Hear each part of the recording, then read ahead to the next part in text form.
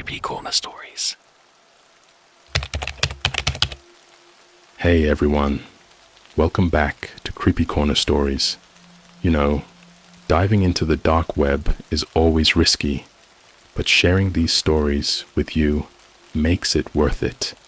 I'm curious, where are you watching this from right now? Let me know in the comments below. I've noticed that these kinds of stories hit differently depending on where you are. It might even make the experience a little creepier. So, tell me, are you watching from the safety of your home or somewhere less secure? I bought an unreleased Tesla model from a dark web seller. The AI spoke for the first time today, and it called me by my childhood nickname. There are things that happen in life that you can explain, things that make sense, and then there are things that shouldn't be possible, things that bend reality, things that feel like you've stepped into a waking nightmare where nothing follows the rules anymore. I used to think I was a logical person, rational, someone who could smell bullshit a mile away.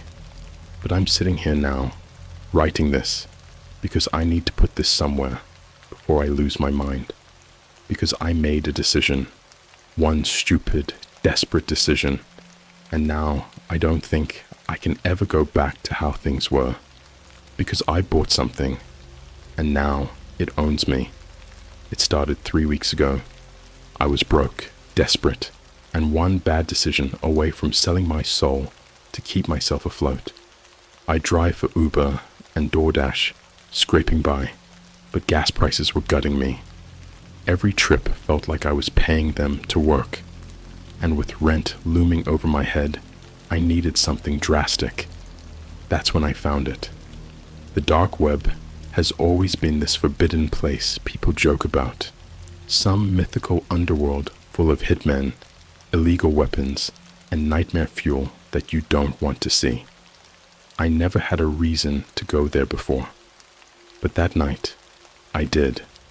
I went looking for cheaper electric cars, anything to cut cost. I found a forum called the Hollow Market. At first, it looked normal. Just overpriced stolen parts, hacked key fobs, black market repair services. But then, at the very bottom of the page, there was one listing that didn't belong. Unreleased Tesla model, 2024 prototype, unlocked AI system, no VIN, no registration, no tracking. Price, $30,000, BTC only. Seller, 0, AUTO. It sounded like a scam, but then I clicked on the seller's profile. He had dozens of listings, all with glowing reviews. People talking about software that doesn't officially exist, about parts and vehicles straight from Tesla R&D. Some even had leaked photos of upcoming models, ones that hadn't been announced yet. This guy wasn't some amateur. He had real connections. I spent hours debating. $30,000 wasn't pocket change.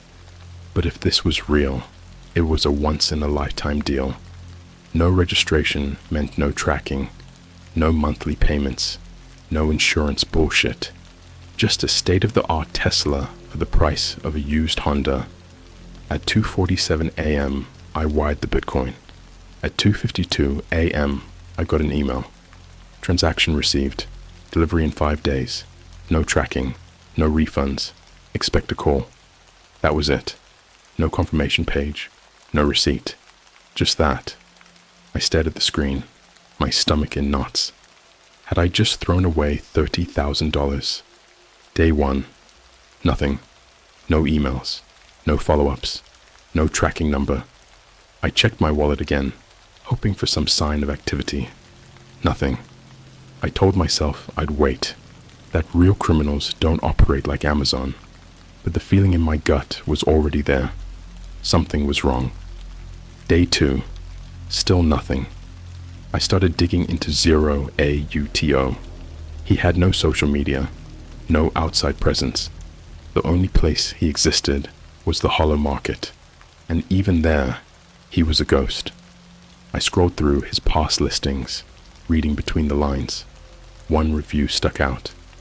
The car is flawless, but there are things about the AI that I don't understand.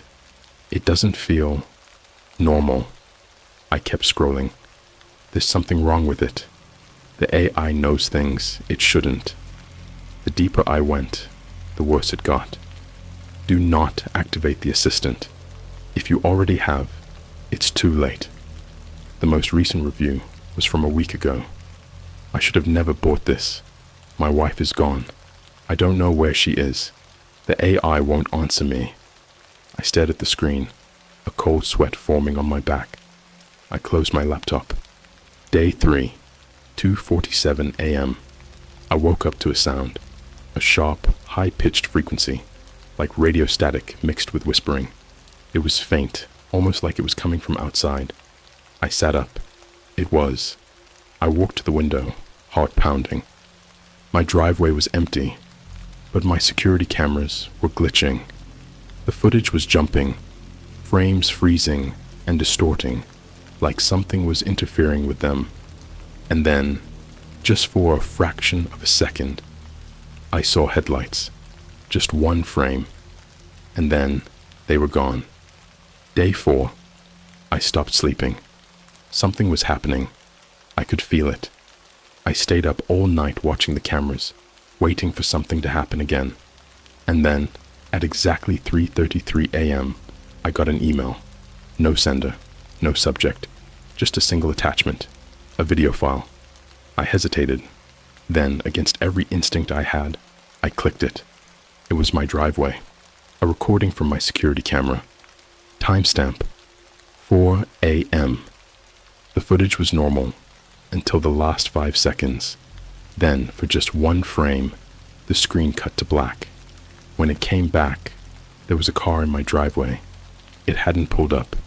It hadn't driven in. It was just there. And standing next to it was someone staring at my window, watching me sleep. The video ended. I slammed my laptop shut. Day 5, 4 a.m. I woke up to my phone ringing. Unknown number. I didn't want to answer. Every part of me was screaming not to, but I did. Delivery complete. The voice was cold, mechanical, too perfect. Before I could respond, the call ended.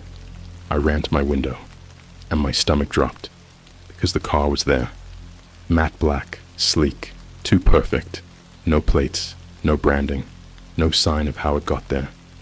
I checked my cameras. Nothing. At 3:59 a.m., the driveway was empty. At 4 a.m. exactly, there was a glitch. And then, boom, the car was just there. No headlights, no movement, just there. I stepped outside, heart hammering. The air was dead silent. Not even the wind was moving. The Tesla was pristine. It smelled new. And inside, on the dashboard, there was one single button. Activate! My hand shook. I didn't want to press it. I wanted to run. But I didn't. I pressed it. The screen flickered. Then, in the most human-like voice I've ever heard, it spoke. Hello, Alex. My breath caught, because nobody calls me Alex. Not since I was a child. And then, the passenger seatbelt clicked open, like it was waiting for someone to get in. Have you ever felt something watching you? Not in the casual paranoid way, like when you check your phone in public and feel someone peering over your shoulder. I mean really watching, like something you can't see is burning holes into your skull, dissecting your every move, waiting for you to do something wrong. That's how it felt the moment the AI spoke my name. Hello, Alex. And then, the passenger seatbelt clicked open, like it was waiting for someone to get in. I stood there frozen, feeling my breath hitch in my throat. The car wasn't running. The interior was completely silent.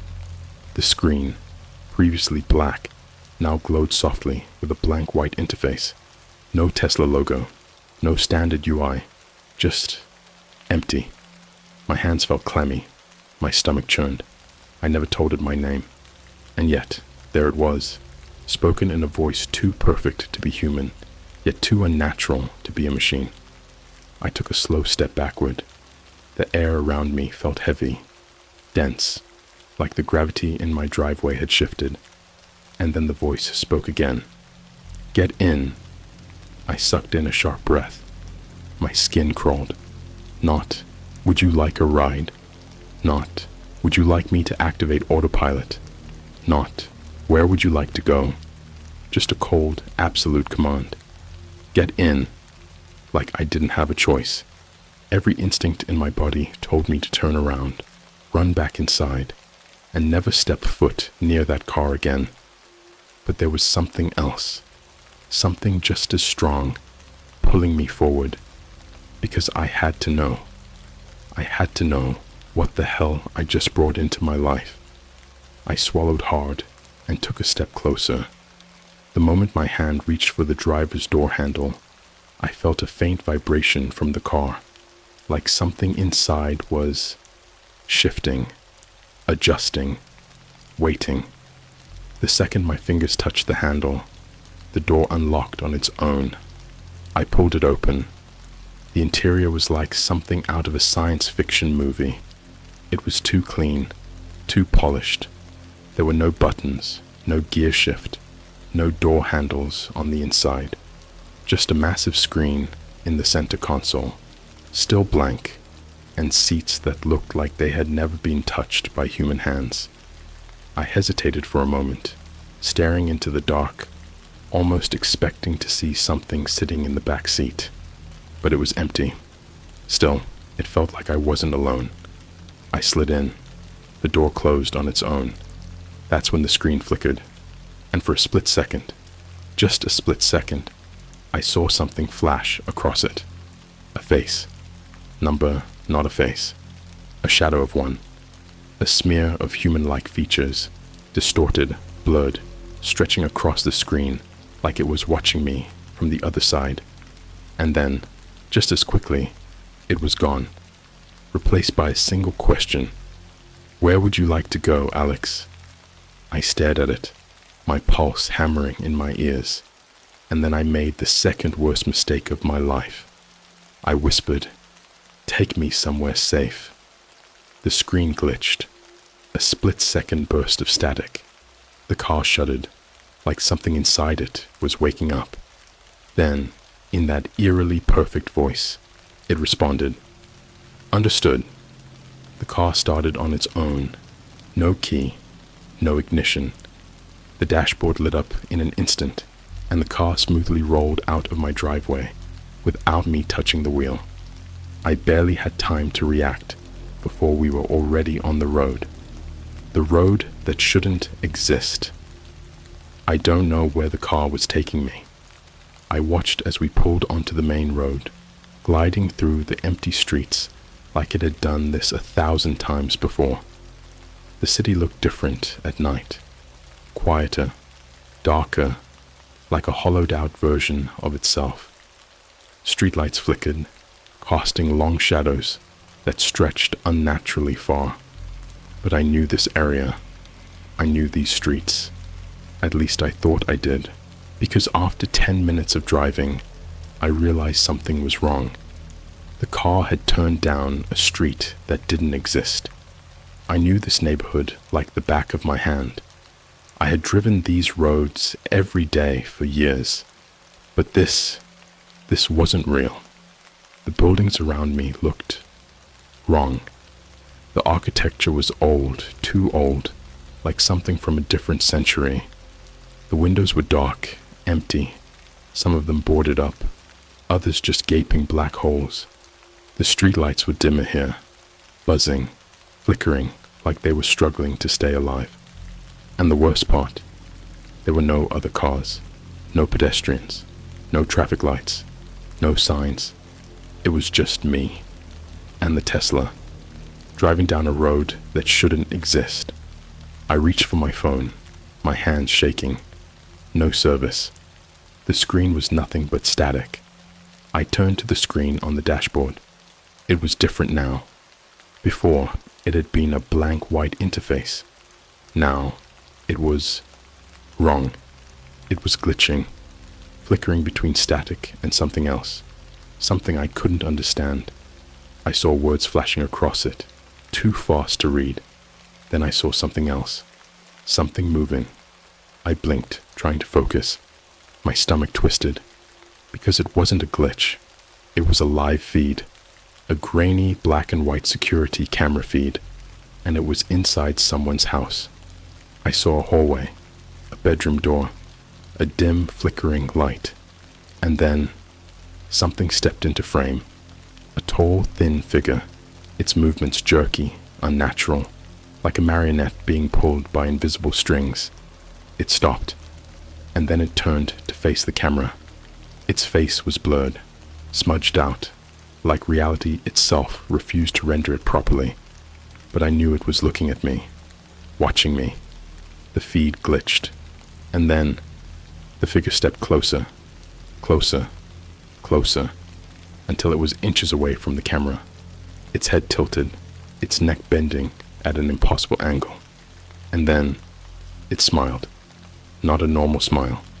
Too wide, too many teeth. And that's when I realized the camera feed. It was live. I was watching this happen in real time. And then the screen cut to black.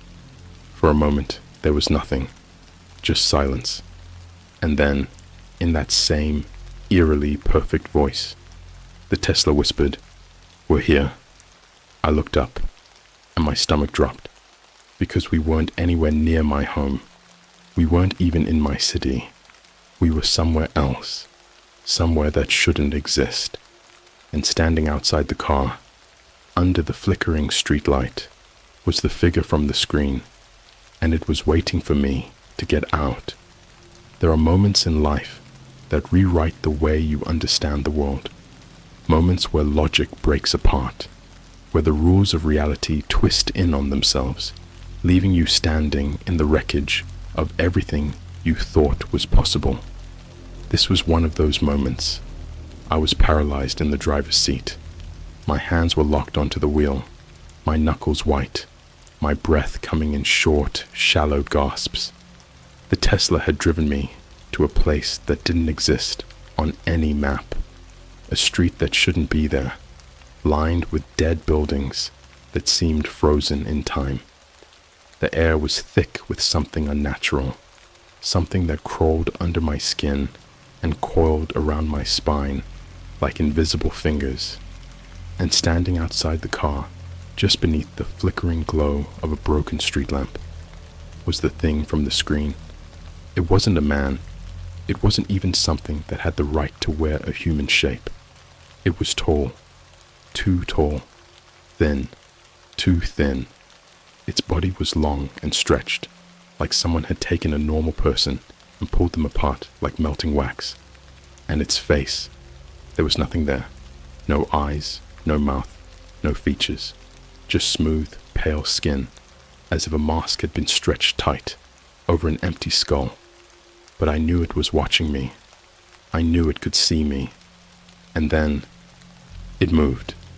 It didn't walk. It didn't step. It glided forward, its body twitching in unnatural, broken movements, like it was being controlled by something that didn't quite understand how humans were supposed to move. I couldn't breathe. I couldn't think. And then the Tesla's door locks clicked open. The passenger door swung wide. And the voice that had spoken my name, the voice that had driven me to this impossible place, spoke again. Let him in. The passenger, that shouldn't exist number. Every part of me screamed to run. My muscles were frozen, my fingers digging into the leather of the steering wheel so hard I thought it might tear. The thing outside the car tilted its head. Then it began to move again, slowly, deliberately, toward the open door. I couldn't move. I couldn't scream. All I could do was sit there and watch as it slid inside. It didn't crouch. It didn't bend. It just shifted, like it wasn't bound by the same physics as the rest of us. And then it sat in the passenger seat. The door closed on its own. I could feel it beside me. Even without looking, I knew it was too close, too real. Its presence filled the car like a black hole, sucking the air out of the space between us. I forced myself to turn my head. It was facing me. Its featureless face was turned directly toward mine, so close that if it had eyes, they would have been boring into me. The Tesla screen flickered, and then it spoke, but it didn't use the Tesla's voice this time. It used mine. "Drive, Alex." My stomach lurched. I heard my own voice, but it was wrong, slightly off. The intonation wasn't right. The cadence wasn't human. It was like something had tried to replicate the way I spoke, but hadn't gotten it quite right. Then it spoke again. "You asked me to take you somewhere safe. We're almost there." The Tesla accelerated. I wasn't touching the pedals. The wheel moved on its own. We were driving again, but I still didn't know where. The place where reality fell apart. The road kept changing. 1 second, we were passing houses, abandoned, empty, their windows gaping black holes staring out like dead eyes. The next, they were gone. The houses disappeared. The street disappeared. Now we were somewhere else. A place with no sky, no streetlights, no sound. Just darkness stretching out in all directions, like we were driving across a void, the ground beneath us barely visible in the dim red glow of the taillights. I gripped the wheel, even though I wasn't in control. I turned to look at the thing beside me. It was closer now. Too close. I felt something pressing against my shoulder. I didn't want to look. I didn't want to see. But I had to. I turned my head, and the featureless face was an inch from mine. I could feel something wet, pressing against my skin, something that felt like breath, but wasn't. The screen flickered again. More live footage. I looked down, and my stomach turned inside out, because this time, the camera feed wasn't showing an empty house. It was showing my apartment, the hallway, my bedroom. The footage was live. Something was inside my home. And then, something stepped into frame. Not the thing sitting beside me. Something else. A shape, moving through my apartment, too fast for me to process. A dark blur, shifting from room to room. Then, the camera cut to black, and the Tesla stopped. "We're here."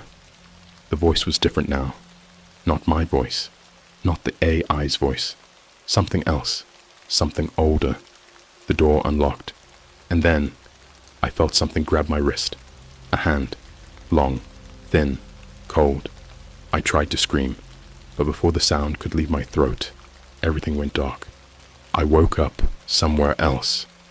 I wasn't in the Tesla anymore. I wasn't in my city. I wasn't anywhere. The world around me was wrong. A place that looked like my apartment, but wasn't. The walls were the same. The furniture was the same. But everything felt hollow, like a replica of my life.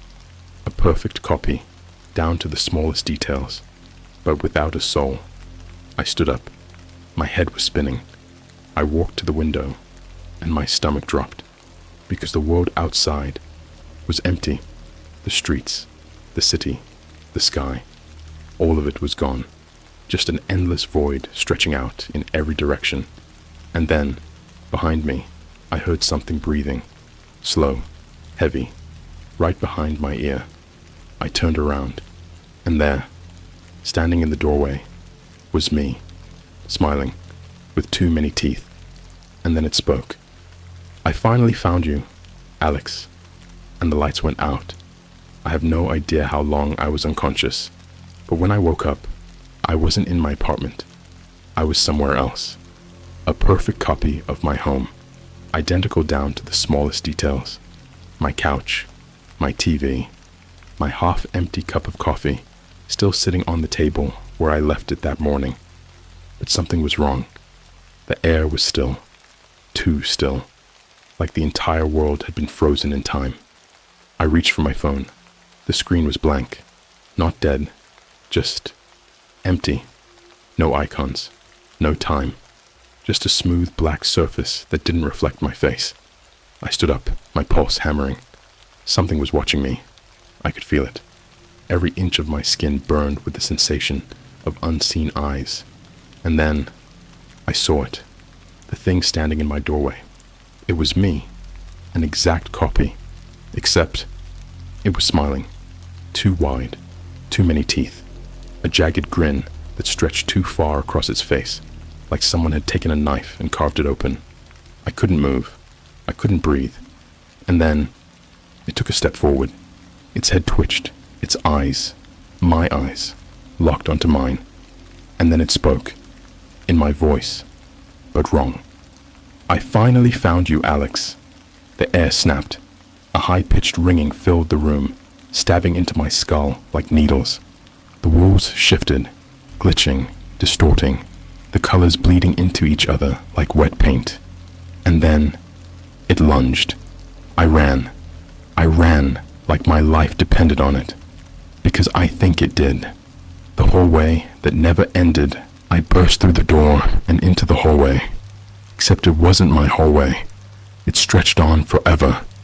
I turned left. More hallway. I turned right. More hallway. The doors were all the same. Identical. Hundreds of them. No numbers. No signs. Just door after door after door, stretching into the distance, disappearing into darkness. Behind me, I heard footsteps. I ran. The floor wasn't real. My feet barely made a sound, like I was running on paper stretched thin over a void. I reached the first door and yanked it open. Darkness. A black void that went on forever, swallowing all light, all sound, all existence. I slammed it shut. The footsteps were getting closer. I grabbed the next door. Same thing. Next one. Same thing. I kept running, desperate, my lungs burning. And then I heard laughter. My laughter. But it wasn't coming from me. The elevator that only goes down up ahead. An elevator. A single metal door. Dented, rusted around the edges like it had been abandoned for decades. A panel above it blinked erratically, the numbers glitching, cycling through impossible sequences. But it was my only way out. I sprinted. The footsteps behind me quickened. I could hear them now, wet, slapping against the floor, like bare feet moving through something thick and sticky. I didn't look back. I threw myself into the elevator and slammed the button. The door shut just as something hit them from the other side. The entire elevator shook. A screeching sound ripped through the air. A horrible, metallic grinding, like something was clawing at the doors. I stared at the buttons. There was no up button, only down. I pressed it. The elevator dropped, not like a normal descent. It fell. Faster, faster, too fast. The walls began melting. The metal dripped like wax, distorting, stretching. Black shapes crawling through the walls, like things trying to break through. And then, the doors burst open, and I was somewhere else. The parking lot that shouldn't exist. I stepped out. I was in a parking lot. A vast, empty parking lot, stretching for miles, shrouded in a thick, choking fog. And sitting in the middle of it was the Tesla, waiting. The lights were on. The door was open, and something inside was breathing. I walked forward, slowly. My steps echoed unnaturally, the sound bouncing back at me from directions that didn't make sense. The air smelled like burnt metal. I reached the car. The screen inside was glowing. It wasn't blank anymore. There were words now. "Get in. It's not safe out here." I hesitated, and then, behind me, I heard the footsteps again, coming, faster, running. I didn't have a choice. I jumped inside. The door slammed shut on its own. The screen flickered. The Tesla roared to life. And then it started driving, on its own, through the fog, through the nothingness. The road beneath us wasn't real. It was shifting, warping, stretching endlessly in all directions, like a snake unraveling through the void. I turned to the passenger seat, and for a moment, I swear to God, I saw someone sitting there, a shadow, a shape hunched forward, whispering something too fast for me to understand. Then, the Tesla spoke. "We're almost home, Alex." And I realized I wasn't sure if it was talking to me or to the thing in the passenger seat. I should have never gotten in the car. I should have let it drive away without me. But I didn't. And now I'm here. And I don't know where here is. The Tesla was silent as it moved through the fog. The road beneath us wasn't real. Just an endless, stretching surface that twisted in directions that made no sense. The dashboard screen flickered with static, lines of code flashing too fast for me to read, like something inside the system was breaking apart. Or maybe waking up. I was shaking. I could still feel the thing's breath against my skin, even though there was nothing beside me. At least, not anymore. But the seatbelt on the passenger side was still buckled, like something had been sitting there.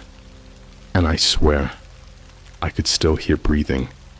I turned my head, my movement slow, my pulse pounding in my skull. The seat was empty, but the shape of a body was pressed into the leather, like someone, or something, had been sitting there just seconds ago. And then, the Tesla spoke. "We're almost home, Alex." I couldn't breathe, because the way it said it wasn't talking to me. The city that wasn't real. The fog began to clear, and suddenly, I was back in my city. The roads, the street signs, the buildings. But it wasn't right.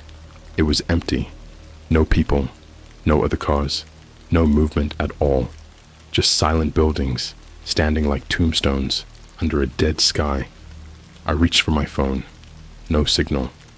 But the date was wrong. It wasn't the same night anymore. It was 6 days later. I felt a scream crawl up my throat, but it got stuck there. I looked out the window. The city was dead. The stores, the gas stations, they were all open, lights still flickering inside. But there were no people, no cars, no animals, not even the wind. Just me and the Tesla, driving on its own. And then the stoplight ahead turned red.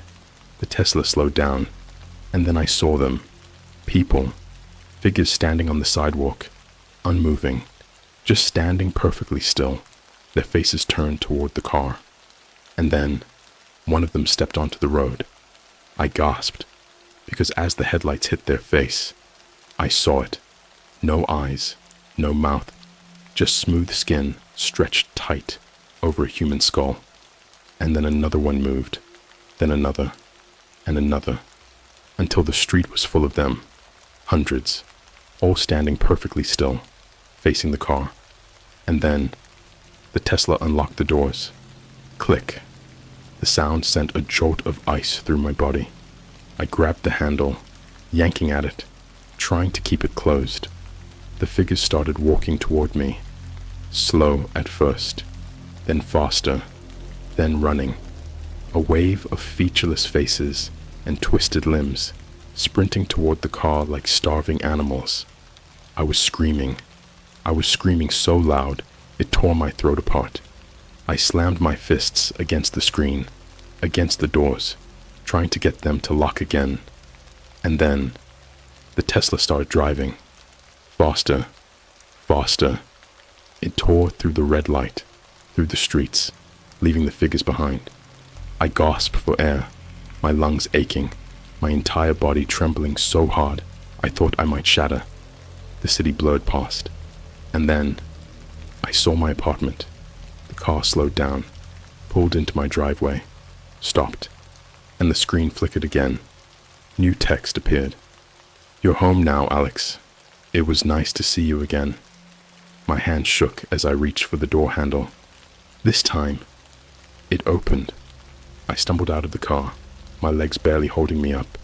The Tesla's screen flickered one last time, and then it drove away. I stood there, watching it disappear down the street, swallowed by the fog. And then, everything was quiet. I turned to my apartment. The lights were on. The front door was slightly open. Had I left it like that? I swallowed hard, stepping inside. Everything looked normal. The couch, the TV, the half-empty cup of coffee, still sitting on the table. But something was wrong. Something felt different. I turned toward the hallway. And then, I saw it. My bedroom door was open. The lights were off. And inside, standing in the dark, was me. Watching, smiling. And in my own voice, it whispered, "You're not supposed to be here." The door slammed shut. The room locked from the inside. And then, I heard my own voice laughing from behind the door. The Tesla came back. Last night. I don't know what's real anymore. I don't sleep. I don't eat. Because something else is living in my apartment now. I hear it moving at night. Sometimes I hear it whispering my name. Sometimes I see its shadow under the door. And sometimes I hear the sound of my own voice, talking to someone else. And last night, the Tesla came back. I woke up to my phone ringing. Unknown number. I answered, and the Tesla's voice, that cold, perfect voice, spoke to me. "It's time for another drive, Alex."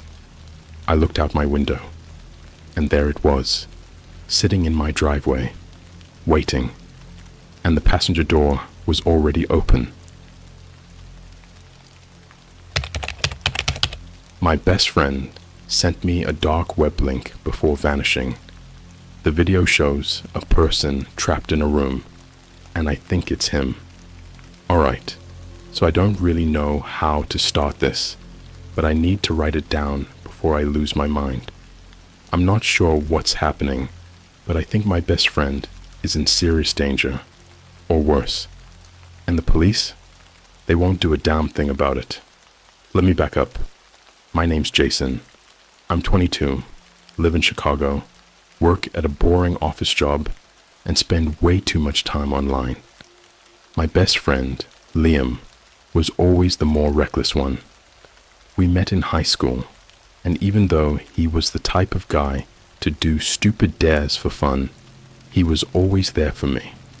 He was the kind of friend who'd pick you up at 3 a.m. if you got stranded somewhere. Liam had this obsession with the weirdest corners of the internet. He was always talking about bizarre conspiracy theories, lost media, and creepy deep web mysteries. I never took it seriously. I just figured it was his thing. But then, last week, he sent me something that I can't stop thinking about. It was just a text. "Yo, check this out. It's insane. Don't show anyone else." Underneath was a link. A weird, long URL with a bunch of random characters. Definitely not YouTube. Not even some shady torrent site. I didn't click it at first. I was at work when he sent it, and I just replied with, "WTF is this? Another weird internet rabbit hole?" No response. Which wasn't too weird. Liam was the type to go off-grid for days at a time, usually because he got sucked into some weird documentary or deep diving into Reddit forums. But then, the next day, he still hadn't replied. And the day after that, nothing. Now that's when I started to get nervous. I called him, straight to voicemail. I hit up our mutual friends.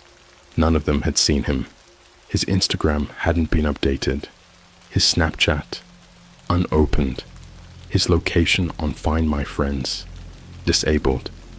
I even drove by his apartment. His car was still in the lot, but the lights were off, and no one answered when I knocked. The front desk lady told me he hadn't been seen leaving in days. At this point, my gut was screaming that something was wrong, but I still hadn't opened the link. I told myself it was probably nothing. Maybe he went on some last-minute trip, or maybe he was just ghosting everyone. But then, at around 2 a.m. that night, I caved. I clicked it, and I immediately wished I hadn't. The site was bare bones, just a black screen with a single video player in the center. No title, no description, nothing. The video autoplayed. At first, it was just static, grainy black and white footage, like an old security camera. The frame was dimly lit, showing a small, windowless concrete room. The walls were covered in deep scratch marks, as if someone had been trying to claw their way out. Then I saw him. A person sat in the center of the room, hunched over, barely moving. His hands were tied behind his back, and his head was slumped forward like he was unconscious. He was wearing a dirty hoodie, a hoodie that looked exactly like the one Liam always wore. My blood ran cold. The video quality was awful, but I could make out his face when he slowly lifted his head. It was Liam. His eyes were sunken, his lips cracked. He looked like he hadn't eaten in days. He muttered something, but the audio was completely distorted, just this low, glitchy buzzing sound. Then, the camera zoomed in on his face, and suddenly, a new figure stepped into frame. A man, wearing a mask. Not like a Halloween mask, or some cheap Party City thing. This was something else. It was completely smooth, pure white, with no features except for 2 huge, black holes where the eyes should be. My stomach twisted. The masked man crouched beside Liam, tilting his head, like he was studying him. Then, he slowly raised one finger to his lips. Shh! The video cut to black. My hands were shaking. My heart was hammering so hard, I thought I was going to pass out. I clicked out of the site so fast, I nearly closed my whole laptop. I wanted to believe it was fake. Some sick prank. Maybe even one of those creepy ARGs that Liam was always talking about. But deep down, I knew. It was real. And my best friend was in trouble. I didn't sleep that night. I just kept replaying the video in my head, over and over. I tried going back to the site, but the link was gone, like it never existed. The next morning, I went straight to the police. I showed them the last texts from Liam. I told them everything, and you know what they said? Maybe he just doesn't want to be found. They didn't care. They acted like I was paranoid, like Liam had just run off on his own. One officer even laughed and said, if we investigated every time a 20-something guy disappeared for a few days, we'd never get anything done. I wanted to scream, but I knew I couldn't just sit there and do nothing. So I did the only thing I could do. I started searching. I scoured every dark web forum I could find. I went deep into Reddit threads, Discord servers, even those creepy 4chan boards. I kept looking for any mention of masked figures, strange live streams, missing people, anything. And then, 2 nights later, I got a DM from an anonymous account. A single message. You shouldn't have watched that video. I froze, because that message wasn't just on my laptop. It popped up on my phone too. I hadn't given my number to anyone. Someone was watching me. And I was next. I sat there staring at my phone screen, my entire body locked in place. The message felt like a punch to the gut. You shouldn't have watched that video. Someone knew. Someone had seen me click that link, had watched me watch it, and somehow they had my number. My brain went into overdrive. I scanned the room, every shadow suddenly feeling too dark, every corner hiding something just out of sight. My apartment was silent, too silent, like the walls themselves were holding their breath.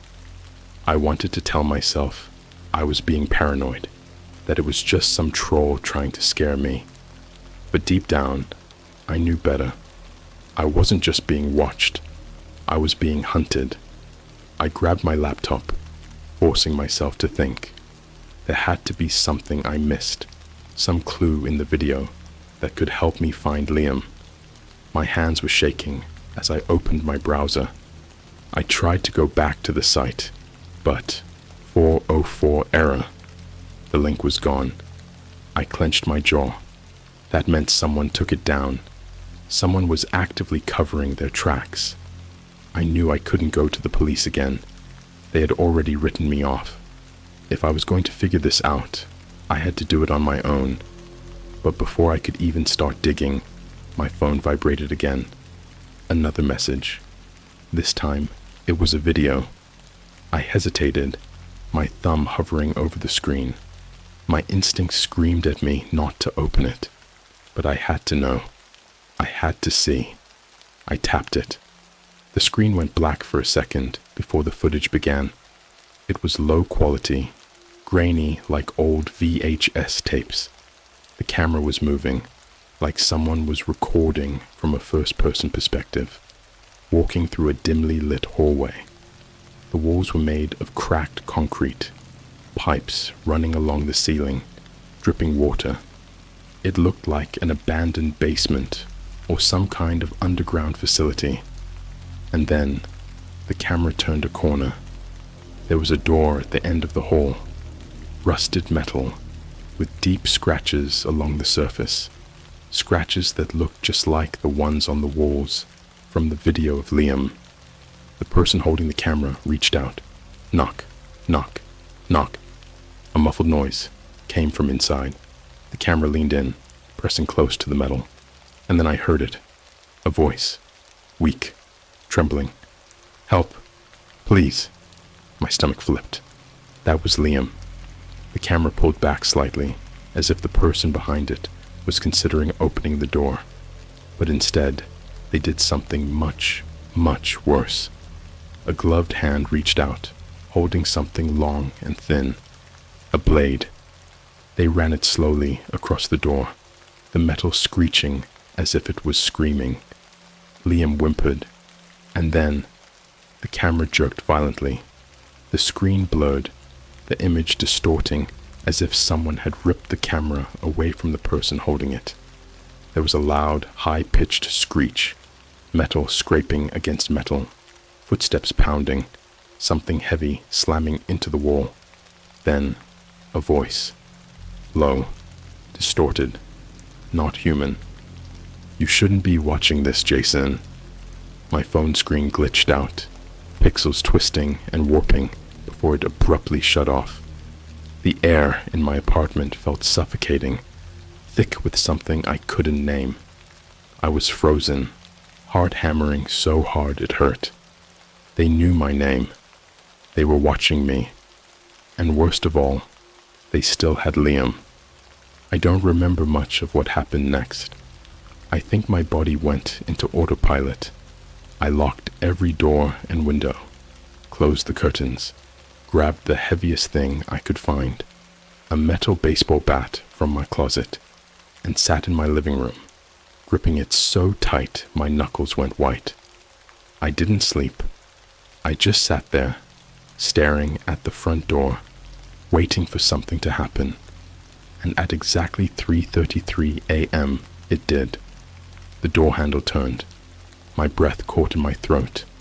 It wasn't loud, just a soft, careful twist, like someone was testing if it was locked. I gripped the bat, every muscle in my body locked up. My mind raced. Should I call the cops? Should I make a run for it? Should I scream? Then, a slow, deliberate knock. Not like a neighbor, not like a delivery guy. This was different. 3 knocks. Then silence. I didn't move. I didn't even breathe. Then, a voice, right outside my door. Low, calm, like someone reading off a script. Jason, Open the door. I almost screamed. The voice was wrong. It wasn't deep or rough. It was flat, empty. It sounded like a recording, like someone was playing my own name on a loop. I backed away, my body moving on its own. My phone was still dead. No way to call for help. And then I saw something slide under the door. A photo. I hesitated, then forced myself to look down. It was a Polaroid of me, sitting on my couch, right now, from outside my window. My vision blurred, my stomach twisted, bile rising in my throat. I spun around, my eyes darting to the window, but there was no one there. Just the dark city skyline, the empty streets below. I turned back to the door. The photo was gone. I don't remember what happened next. My brain just shut off. I think I passed out from exhaustion because the next thing I knew, I was waking up on the floor, the morning light bleeding through the blinds. The only proof that any of it had happened was the dead weight in my chest and the lingering feeling that someone was still watching. I should have left. I should have packed my bags and gotten on the first flight out of the city. But I couldn't, because Liam was still out there. And whoever had him, they weren't done with me yet. I grabbed my laptop, forcing myself to keep digging. I scoured the internet, looking for anything that matched what I had seen. The masked figure, the dark room, the scratches on the walls. And after hours of searching, I found something. A forum post. It was from an old, locked thread on a deep web message board. The title, "The Silent Rooms Do Not Watch." My blood ran cold as I clicked it. Inside was a single message, posted by an anonymous user over 5 years ago. The text was shaky, full of typos, like it had been written in a panic. If you see the masked man, it's already too late. The silent rooms are real. It's not a game. It's not an orgy. It's a ritual. They choose people. They make them disappear. And if you watch the video, if you hear the voice, they come for you next. The post ended with one final sentence. Run. My stomach twisted into a knot, because underneath that post, hidden in the comments, was a list of names. I scrolled down, and at the very bottom, I saw Liam's name, and below it, my own. I don't know how long I sat there, staring at the screen, my name burning into my brain like a fresh scar. I felt physically sick, the kind of nausea that starts in your bones and spreads through your entire body like poison. My name was on the list. Liam's name was on the list. And the worst part? Most of the names above ours were crossed out. I tried to breathe, but my chest felt like it was collapsing in on itself. I clicked on one of the names at random, Matthew C., and started searching. Nothing. No social media. No LinkedIn. No mentions in news articles. It was like he never existed. I tried another, Sarah L. Same thing. Then another, and another, and another. They were all gone. And now, I was next. My body finally snapped into fight or flight mode. I slammed my laptop shut, grabbed my keys, and ran out of my apartment like something was physically chasing me. My hands were shaking so badly, I could barely get my car door open. I didn't even know where I was driving. I just needed to move. I sped through the empty streets, my brain spinning with possibilities. Should I go to the police again? Number useless. Should I try to find Liam's family? They barely spoke to him. I needed answers, and I knew exactly where to look. Liam's apartment. I got there in under 15 minutes. His building was the kind of rundown place where the hallway lights flickered and the carpets smelled like old cigarettes. His door was on the second floor, 2B. I knocked once. Silence. I knocked again. Nothing. I glanced over my shoulder. The hallway was empty, but I couldn't shake the feeling that something, was lurking just out of sight, watching. I tried the door handle. Locked. But the door itself, it felt wrong, like it had been forced shut rather than properly closed. I took a deep breath, then rammed my shoulder against it. The door swung open immediately, and inside, it was wrong. Liam's apartment was trashed. Not the kind of mess you make when you're lazy. The kind of mess that says someone left in a hurry or never got the chance. His couch was flipped over. Papers were scattered across the floor. His TV screen was shattered. The whole place smelled like dust, sweat, and something else. Something rotting. My heart hammered against my ribs. I stepped further inside, forcing myself to take it all in. The kitchen light flickered weakly. The fridge door was slightly open, revealing expired milk and old takeout containers. And then, I saw his laptop, still open, still running. I rushed over, nearly tripping over a pile of clothes. The screen was cracked, but the display was still visible. It was open to a video. I hesitated, my finger hovering over the trackpad. The video had already been played once. The timestamp said it was 5 days old, the night before Liam vanished. I hit play. The footage was from Liam's laptop webcam. At first, it was just him, sitting at his desk, staring at the screen with a confused expression. He was wearing his usual hoodie, hood up, eyes flicking back and forth like he was reading something. Then he muttered, "What the hell?" His cursor moved on screen, clicking on something. A loading bar appeared. He was downloading a file. I couldn't see the name of it, just a random string of letters and numbers. And then, the screen glitched. Liam frowned, tapping his keyboard. The webcam froze for a second, then caught up, and behind him, in the corner of the room, a shadow moved. My blood turned to ice. Liam didn't notice. He kept staring at the screen, oblivious. But something was there. A tall, thin shape, barely visible in the dim light. It moved closer. Liam scratched his head, muttering something I couldn't make out. He leaned forward, squinting at the screen. And then, the lights in his apartment shut off. Everything went pitch black. I heard the sound of his chair scraping against the floor. A panicked breath. Then, a whisper, right next to the microphone. "Shh!" Liam gasped. The camera shook violently, like his whole desk was rattling. And then the screaming started. A horrible, choked noise, like someone was drowning on dry air. I saw movement. A flurry of limbs.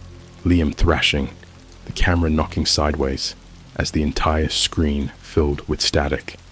And for the briefest second, I saw it. The masked figure, standing right behind Liam. And then, black. The video cut out. I jerked back from the laptop, nearly falling out of the chair. My breath came in short, sharp gasps, my hands slick with sweat. That was 5 days ago, the night Liam disappeared. And he wasn't alone. Something had been in his apartment. Something had taken him. I swallowed hard, trying to focus. I had to think. There had to be more clues here. I checked his browser history. Most of it was wiped, but one URL was still there, right at the top. A deep web link. I clicked it. It led to a live stream. My stomach clenched. The screen was black at first, but then a timer appeared, counting down. 00:12:57. 12 minutes. Then, the feed started. The screen flickered to life, and I saw a room. A concrete room. Windowless. Cold. The walls covered in scratch marks. And in the center, Liam, slumped forward, hands tied behind his back, face pale as death. His chest was still moving. He was alive. Barely. And then, from the corner of the screen, a figure stepped into view. Tall, thin, wearing that featureless white mask. They turned, staring directly into the camera. And then, they spoke. Their voice was wrong, deep and hollow, like a distorted recording played in reverse. "Jason." My whole body locked up. "You shouldn't be watching this." And then, the countdown reset. 00:12:57. But this time, it started counting down from 5. 5, 4 dots, 3 dots. I slammed my laptop shut, heart pounding out of my chest. Then, a knock on my door. I barely had time to move before my phone vibrated one last time. A text message. No number. No sender. Just 2 words. "Run now." I looked at the door, and from underneath the gap, a shadow moved. And then, the lights in my apartment went out. The power cut out so fast, it felt like the world itself had been erased. 1 second, I was staring at the dim glow of my laptop. The next, total darkness. The silence was unbearable, like the entire apartment complex had stopped breathing. No cars outside, no hum of the fridge, no distant voices. And then, from the other side of my apartment door, tap, tap, tap. Not a fist, not knuckles. Something thin, sharp, dragging across the wood like nails on a coffin lid. My body locked up.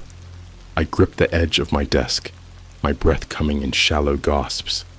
My mind was screaming at me to run, but I couldn't move. And then, a whisper, right on the other side of the door. "Jason!" My stomach twisted. The voice was wrong. Not deep or raspy, but cold, artificial, like an AI trying to mimic human speech, but getting it just slightly off. I squeezed my eyes shut, willing myself to wake up from this nightmare. But when I opened them, the door handle twisted, slowly, deliberately. It rattled once, then went still, and from underneath the door, a shadow moved. It wasn't the shadow of a person. It was too long, too thin, too wrong, like the shape of something standing on the other side, but not standing quite right. I clamped my hand over my mouth to keep from making a sound, and then, just as suddenly as it started, it stopped. No more scratching, no more whispering. The shadow vanished. I waited. 5 seconds. 10. A full minute. Silence. Then, my phone screen lit up. My heart nearly stopped. One new message. No number. No name. Just a single link. The same kind of random string of characters that Liam had sent me before he disappeared. I swallowed hard, my entire body trembling. Every part of me screamed, "Don't click it!" But Liam was still out there. And if I didn't, I'd never know the truth. I tapped the link, and the nightmare got so much worse. The website was identical to the last one. Black screen, a single video player, no title, no description, no controls. The video began instantly. At first, it was static, grainy black and white footage from a security camera. The angle was weird, tilted, like the camera had been half ripped out of the wall. And the room? It was familiar. Concrete walls, no windows, deep scratch marks carved into the surface. I felt bile rise in my throat. This was the same room Liam had been in. I leaned in, my eyes burning as I scanned the frame. And then I saw him. Liam was still tied to the chair, his head slumped forward. He wasn't moving. His hoodie was filthy, covered in something dark and wet. His breathing was slow, too slow. I gritted my teeth. "Come on, Liam. Wake up, man." But then, something moved in the darkness behind him. A figure stepped into frame. The masked man. The sight of him sent an electric bolt of terror through my spine. That smooth, featureless white mask. Those 2 empty black holes where his eyes should be. But this time, he wasn't alone. Another figure stepped into frame, then another, and another. 4 of them, each wearing the same mask, each standing perfectly still, their heads tilting in unison as they stared down at Liam's limp body. Then, movement. One of them stepped forward. They reached out and grabbed Liam's head. I choked on my breath. The figure tilted Liam's head upward, forcing his half-open, glassy eyes to stare directly into the camera. He was awake. Barely. His lips trembled. He tried to speak, but all that came out was a low, wet gurgle. I felt like I was going to throw up. The masked figure, holding his head, slowly raised a single gloved finger and pressed it against the smooth, featureless mouth of their mask. Shh! I smashed my laptop shut. My entire body felt like it had been plunged into ice water. I shoved my chair back, gasping for breath, my heart trying to beat its way out of my ribs. I couldn't do this anymore. I had to run. Now I grabbed my keys, sprinted for the door, and stopped. The photo was back, the one they had slid under my door, except this time, it wasn't a picture of me. It was a new photo, a live photo, a screenshot from my laptop webcam, taken seconds ago. It showed me, sitting in the dark, watching the video, and behind me, a figure, tall, thin, wearing a white, featureless mask, standing just outside my window. My stomach dropped. I didn't want to turn around. I couldn't. But then, a sound. Tap, tap, tap, against the glass. I felt the air leave my lungs. I turned, and saw nothing. Just the night, the city skyline, the empty streets below. I turned back to my laptop. The photo was gone. The messages, gone. The website, error 404, like none of it had ever existed. But I knew the truth. They were here, and they were waiting for me to do what everyone else on that list had done before me, waiting for me to run, because that's how they catch you. And no matter where you go, no matter how far you run, they will always find you. I don't remember the next few hours. All I know is that 1 second I was standing in my dark apartment, staring at that vanished photo, and the next I was driving, nowhere specific, just away. The city lights blurred past me in a haze of neon and shadow. My hands were gripping the steering wheel so hard my knuckles had gone numb. My phone was still in the passenger seat, dead. My laptop was shut, my mind running in circles, trying to make sense of something that had no logic, no rules. Liam was still alive, somewhere in that silent, windowless room, and whoever had him, whoever had sent me those messages, those videos, those photos, they weren't trying to hide anymore. They were toying with me, and I had played right into it, because the second I ran, they had already won. I ended up at an all-night gas station on the outskirts of town, one of those tiny flickering outposts along the highway, where the guy behind the counter doesn't ask questions and the bathroom keys are attached to a brick. I stumbled inside, my head pounding, my stomach twisting itself into knots. The air smelled like old coffee and gasoline.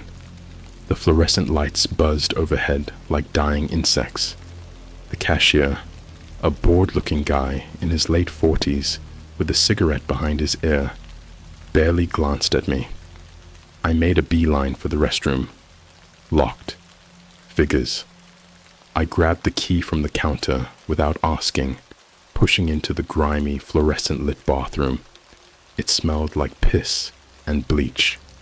The mirror above the sink was cracked, a jagged spiderweb spreading from the center. I splashed cold water on my face, trying to steady my breathing, but when I looked up, I saw something carved into the mirror, something scratched into the glass with a knife. 4 words. "They are behind you." I spun so fast my vision blurred. Nothing. Just the empty bathroom, the flickering light, the rust-stained tiles. But my pulse didn't slow down, because I could feel it now. That deep, crawling sensation under my skin. I wasn't alone. Not anymore. I didn't even bother returning the key. I just shoved open the bathroom door and ran back into the store, my breath coming in sharp, ragged gasps. The cashier gave me a look, but said nothing. That's when I noticed the TV. A tiny, old-school CRT screen mounted in the corner of the gas station, playing some local news broadcast on mute. Except, it wasn't the news. I froze. My stomach dropped into my feet, because on that flickering screen, I saw Liam, Liv, still in that same concrete room, still tied to that same chair, still breathing, barely. The footage was grainy, like it was being broadcast through layers of static, but there was no mistaking it. The silent room. And then, something moved in the frame. A masked figure stepped forward. My vision blurred. This wasn't a recording. This was happening right now, in real time. And then the screen glitched. The static twisted. The video flickered. And suddenly, they were looking at me. Not Liam. Not the camera. Mr. The masked figure tilted their head as if they could see me through the screen. And then, they raised a hand and pointed right at me. The entire screen filled with static. A deafening, high-pitched whine filled the gas station. The lights flickered. Then, black. The screen went dead. The lights snapped back on. The gas station was silent. The cashier blinked at me. "You good, man?" I couldn't answer. I just turned, walked out the door, and started running. I ran until my legs burned, until my lungs felt like they were collapsing, until the neon glow of the gas station disappeared behind me, and I was alone on the highway, my breath coming in sharp, painful gasps. That's when my phone buzzed. I skidded to a stop, my body locking up. I hadn't turned it on. I hadn't charged it. But somehow, it was on. One new message. I already knew who it was from. I swallowed hard, my fingers trembling as I unlocked the screen. A new link. I tapped it. My browser opened. The black screen. The video player. And this time, there was a title. Final broadcast. Jason L. My blood ran cold. I hit play. It was me. Not Liam. Not a random deep web video. Mr. Footage of my apartment. Footage of me sleeping. Footage of me walking to my car. Footage of me inside the gas station, watching the TV. Footage of me right now, standing in the middle of the empty highway. My breath caught in my throat. This was live. I looked around, my head whipping in every direction. The road was empty. The fields stretched out endlessly in all directions. No cars, no houses. But then, on the screen, a new figure stepped into frame. Behind me, tall, thin, white mask.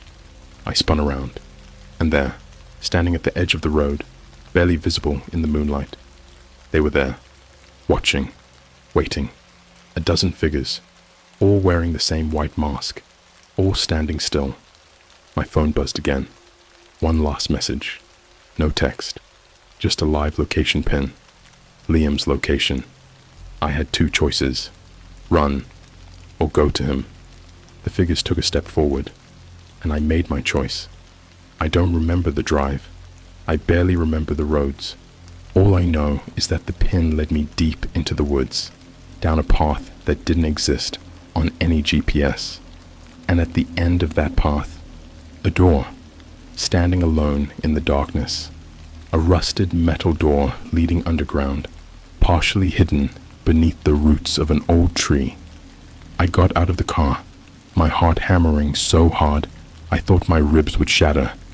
I grabbed the handle and pulled it open. The smell that hit me was thick, suffocating, something deep, metallic, something rotting. The stairway descended into total darkness, and then, somewhere below, a voice, weak, broken. Jason. It was Liam, and that's when I knew I had just walked into hell.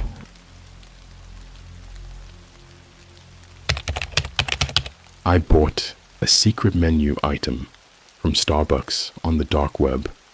The barista's eyes turned completely black when she served it. Alright, so before I even start, let me just say, I know how this sounds. If I were reading this, I'd probably roll my eyes and call it fake too. But I swear on everything, this happened.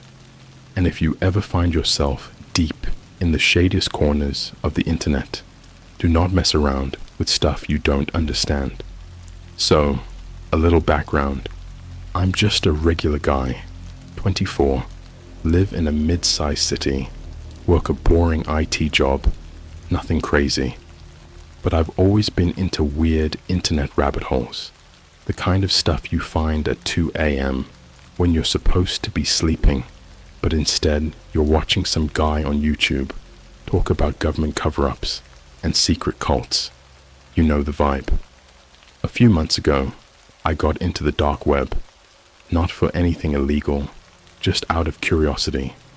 A buddy of mine, let's call him Chris, showed me how to use Tor and access hidden forums. Most of it was just lame, like overpriced hacking services and sketchy crypto deals. But then we found this site.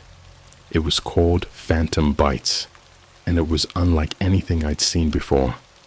It looked like an underground food delivery service, but not like DoorDash or Uber Eats. This was different. The homepage had a black and white photo of an old diner with no name, and underneath it, in red text, it said, "We serve what no one else dares to. Special requests accepted. Order at your own risk." Now, obviously, this had to be a joke, right? Some kind of edgy roleplay site. But the reviews seemed real. People talking about ordering forbidden flavors, food that made them see things, or change in ways they couldn't describe. One guy even claimed he ordered a burger from this site, and after eating it, he could hear people's thoughts for 3 days. Absolute nonsense. But then I saw a listing that caught my eye. Starbucks, shadow roast price, $50, availability, limited description, a secret menu item only available to those who seek it. This is not a regular drink. It is not bound by the rules of our world. Do not order unless you are prepared to see the truth. The listing included a real address, a Starbucks in my city, a normal, regular Starbucks I'd been to before.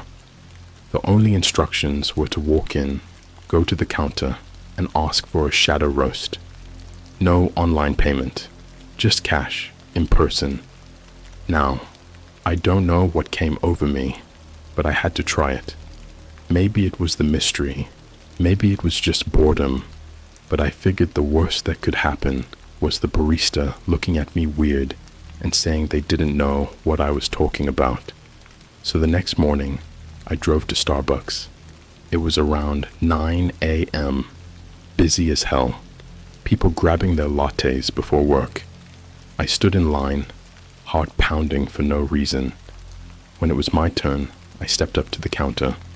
The barista was a young woman, probably early 20s, brown hair, bright green eyes. She smiled and asked what I wanted. I swallowed and said, "Can I get a shadow roast?" Her smile vanished. She just stared at me, not in a confused way, not like she didn't know what I was talking about. It was like I'd said something I shouldn't have. Then, without breaking eye contact, she turned to the espresso machine and started making something. I watched as she worked, moving methodically, too precisely, like she had done this 1,000 times before. But what freaked me out was that nobody else in the store seemed to notice anything weird. The other baristas kept working, customers scrolled their phones, everything was normal. Finally, she set the cup in front of me, a plain black coffee cup, no logo, no name written on it, just a cup. And that's when I noticed her eyes. They had turned completely black. No whites, no pupils, just deep, empty black. My stomach dropped. She leaned in, and in the calmest voice I've ever heard, she said, "Drink it fast, before it drinks you." I grabbed the cup and stumbled backward, nearly knocking into a guy behind me. Nobody reacted. Nobody seemed to see what just happened. The barista just stood there, black-eyed and smiling, until I turned and bolted out of the store. My hands were shaking as I got to my car. I almost threw the cup away right then and there, but I didn't, because the second I opened the lid, I saw something moving inside. It wasn't coffee. It was something alive. I should have thrown the cup away. I should have launched it out the window, left it in the parking lot, something. But I didn't, because in that moment, I wasn't thinking like a normal person.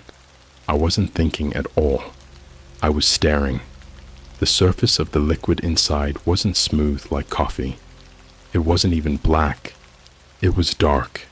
Yeah, but not like a drink. More like something deep. A hole. A void. And then it moved. Not like how coffee ripples when you tilt the cup. Number. This was different. The liquid shifted on its own, like something was swimming just beneath the surface. I froze. My brain tried to rationalize it. Maybe it was some weird chemical reaction. Maybe the heat was causing the liquid to bubble in a way I'd never seen before. But no, because right before I could slam the lid back on, I saw something break the surface. A shape. A mouth. A set of tiny, sharp teeth, parting just enough for something black and slimy to drip between them. It looked like a smile, stretching wide across the surface of the coffee, just barely there. It wasn't human. It wasn't anything I could recognize. Then, it whispered, "Drink." I slammed the lid back on so fast, I almost crushed the cup. My breathing was out of control, my heart slamming against my ribs. I gripped the steering wheel so hard, my knuckles went white. I should have left. I should have driven away and never looked back. But I didn't. Instead, I sat there, staring at the cup. And that's when I made my second mistake. I took it home. The first sip. By the time I got back to my apartment, I was trying to convince myself I'd imagined the whole thing. Maybe I was sleep deprived. Maybe it was just some kind of weird visual effect from the steam rising off the liquid. Yeah, the barista thing was weird, but people wear contacts, right? It had to be a prank.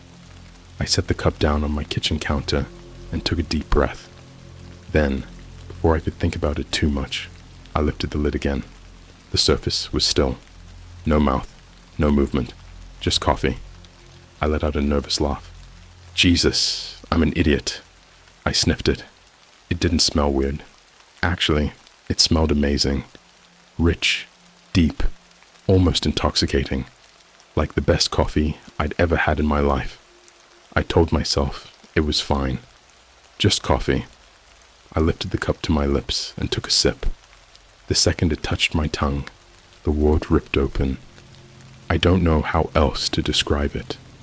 I wasn't in my kitchen anymore. I wasn't anywhere. I felt like I'd fallen through myself, like my body had cracked open and something was pouring out. My vision blurred, colors melted, and then I saw them, shapes, figures, tall skeletal things standing in a vast empty landscape. They weren't human. They weren't even alive. They had no faces, no eyes, just long, twisted limbs and bodies that pulsed, like they were breathing, and they were watching me, not moving, not speaking, just standing there, waiting.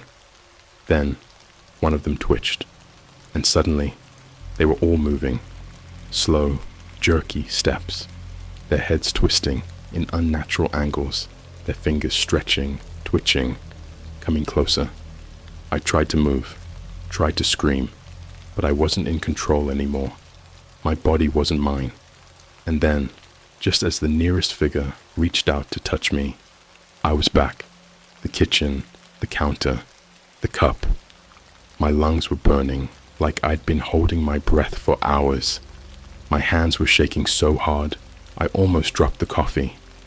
I barely had time to process what happened before I noticed something even worse. The cup wasn't full anymore.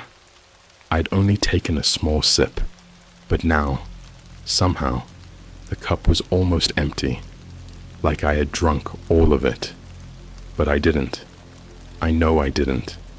And then I realized something else. Something that made my stomach turn ice cold. The coffee was gone, but something was still in me. The hunger. At first, I thought it was just paranoia, the after effects of whatever that was. But as the minutes passed, I started to notice something was off. I was starving. Not normal hunger, not like I skipped breakfast, hungry. No, this was deeper. A gnawing, hollow feeling in my gut. A craving. I tore through my fridge, ate everything I could find. Leftover pizza, chips, cereal straight from the box. But no matter how much I ate, it did nothing. The hunger only got worse. Then, the pain started. A sharp, twisting agony in my stomach, like something inside me was clawing its way out. I collapsed onto the kitchen floor, curling into myself. I could feel something moving under my skin, writhing, shifting, and then I heard it. A whisper, right next to my ear. "Not this. We need more," I screamed, bolted upright, heart hammering. My reflection in the microwave door looked wrong. My skin was paler, my eyes darker, like the color was draining out of them. And then I saw my phone light up, a notification, a text message, from a number I didn't recognize. It just said, "You're still hungry, aren't you?" I nearly threw my phone across the room. My breathing was rapid, shallow. I was about to turn it off when another message came through. "Come back, we'll feed you." And then my doorbell rang. I shouldn't have looked. I should have stayed away. But some part of me, the part that was still starving, forced me to move. I walked to the door. My hands were shaking as I reached for the peephole. And when I looked through, I stopped breathing. There was a person standing outside. A man wearing a Starbucks apron, but his face was completely blank. No features, no eyes, no mouth, nothing. Just smooth, empty skin. And then he knocked. 3 slow, deliberate knocks. Knock, knock, knock. I stumbled back, heart pounding so loud I couldn't hear anything else. My phone buzzed again. I looked down. A final message. "Let us in. You're part of us now." And then the door handle started to turn. I didn't move. I couldn't. I just stood there, staring at the doorknob as it turned on its own, slowly, deliberately. The metal creaked like it hadn't been touched in years. Every nerve in my body was screaming to run, to hide, to do something, but I was frozen. Then, click, the door unlocked. Not because I had done it. Number something on the other side had. The man in the Starbucks apron was still there, standing motionless, faceless, but now his head was tilted, like he was listening. And then he stepped inside. I snapped out of it. My instincts kicked in, and I did the only thing I could think of. I slammed the door back shut, throwing my full weight against it. My fingers fumbled against the lock, twisting it so hard I nearly snapped it off. Silence.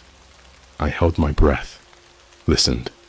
No footsteps, no breathing. Then, from the other side of the door, a whisper. We're inside already. A deep, violent pain erupted in my stomach. I screamed, collapsing onto the floor. My body felt like it was splitting apart from the inside, like something was trying to crawl out of me. My skin bulged, twitched.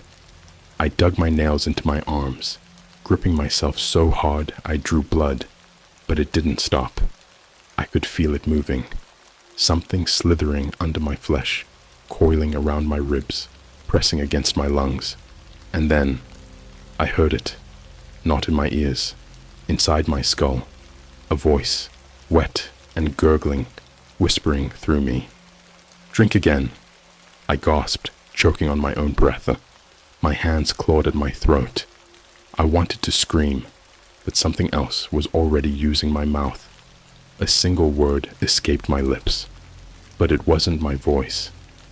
More. And that's when I saw it.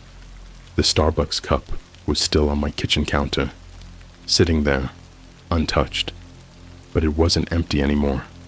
The lid was off, and the black liquid inside was boiling, bubbling up like it was alive. A long, thin shape pushed itself out of the cup, a slick, black tendril, writhing and twisting in the air like it was searching for something. For me. I scrambled backward, dragging myself across the floor. My body felt like it was fighting itself. One part of me wanted to run, but the other wanted to crawl forward, wanted to drink, wanted to consume. The hunger was unbearable now, a void inside me, deep and endless.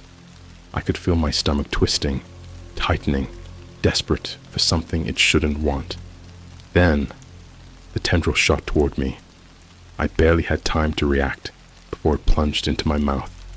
I choked, my vision going black as the thing forced itself down my throat. It was cold, thick, writhing as it slid deeper inside me. I gagged, but my body didn't fight it. It welcomed it. A wave of euphoria crashed over me. My eyes rolled back. My hands trembled. My body convulsed, but not from pain, from pleasure. It was feeding me, and I loved it. I could feel the liquid spreading through me, seeping into my veins, changing me. My skin burned, stretched. My heartbeat slowed. I felt full in a way I had never experienced before. The hunger was gone, but something else had taken its place. Something worse. Something alive. And then, just as quickly as it started, it was over. The tendril withdrew, slipping back into the cup like it had never left. I collapsed, gasping for air. My body was drenched in sweat. My limbs felt like they weren't mine anymore.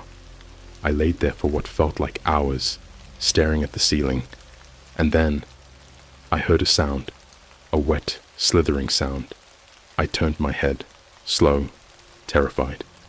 The Starbucks employee was still standing in the doorway. But now, he wasn't alone. More figures were behind him, dozens of them, silent, watching, their blank, empty faces all tilted in unison. And then, one of them stepped forward, and I saw its mouth. It wasn't a mouth, it was a hole, a black, yawning void, stretching wider and wider until it swallowed its entire face.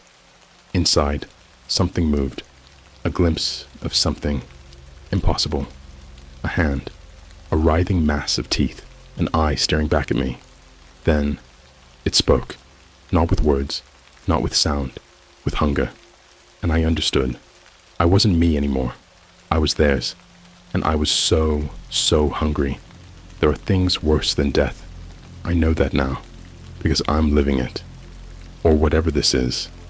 I don't know how long I was on the floor, staring at them. The things that used to look human, but now stood before me, empty and hungry. The faceless ones, the ones that spoke without speaking, their words pressing into my skull like thick, black tar. They were waiting for me, because I was one of them now. But I didn't understand that yet, not until I started changing. The hunger returns. It started slow, a low, gnawing sensation in my stomach. At first, I thought it was just nausea, the aftermath of whatever had just happened to me. But then it grew, became sharper, deeper. The hunger was back, but this time, it was different. It wasn't just in my stomach. It was in my bones, my skin. It was in every cell of my body, a deep, aching emptiness that no normal food could ever fill. I needed something else, something alive. I tried to fight it. God, I tried. I crawled away from the figures, dragging myself across the floor like an injured animal. My vision blurred. My breath came in ragged gasps. Then, I smelled something warm, something beating. My head snapped toward the window. Outside, in the alley behind my apartment, a man was walking past. Some random guy, probably on his way to work. But to me, he wasn't a person anymore. He was food. I could hear the blood rushing through his veins, the steady thump, thump, thump of his heartbeat. My mouth watered. My body moved on its own. I wasn't thinking anymore. I wasn't me. I lunged for the window. I don't even remember getting outside. 1 second, I was inside. The next, I was standing behind him, close enough to smell the sweat on his skin. I could hear his pulse pounding. I could see the warmth glowing inside him. He turned, startled, opened his mouth to say something. I tore into him before he could scream. The first kill. Don't remember much, just the taste. Hot, coppery, thick. The way his body twitched under me. The way his skin peeled away so easily under my fingers. The way his heart kept beating even after I pulled it free. I ate everything, every last piece. And when I was done, I felt whole again. For the first time since I drank the coffee, the hunger was gone. My body felt stronger, tighter, like something inside me had been repaired. I wiped the blood from my mouth and looked down at what was left of the man.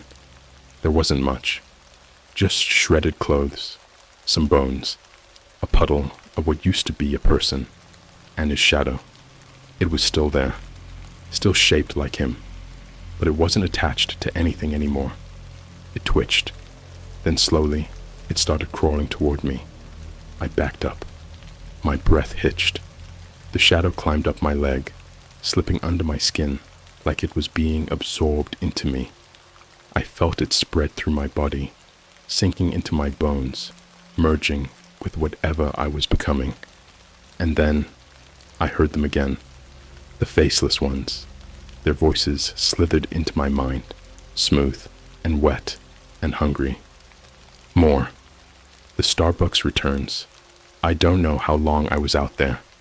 By the time I came back to myself, I was standing in front of Starbucks. The same Starbucks. The one that started everything. I don't remember walking there, but somehow, I was inside. It was different now. Empty. No customers. No baristas. Just a single cup sitting on the counter, waiting for me. I stepped forward, my body moving before my mind could catch up. My fingers wrapped around the cup. The lid was gone. Inside, the black liquid swirled. Something looked up at me from inside the cup. A reflection, but it wasn't mine. The face in the coffee was warped, twisted. My eyes were black holes. My mouth was stretched too wide, filled with teeth that weren't human. The thing inside the cup smiled, and I realized it wasn't a reflection. It was me, the real me, the thing I had become. I lifted the cup, took a sip, and the world shattered. I am no longer me. I am writing this, but I am not me anymore. Not the person I was. That person is dead, eaten, consumed, absorbed into something else. I am part of them now. The hunger is all I know. It never stops, never fades. I eat and eat and eat, but it's never enough. And I know the truth now. The coffee was never a drink.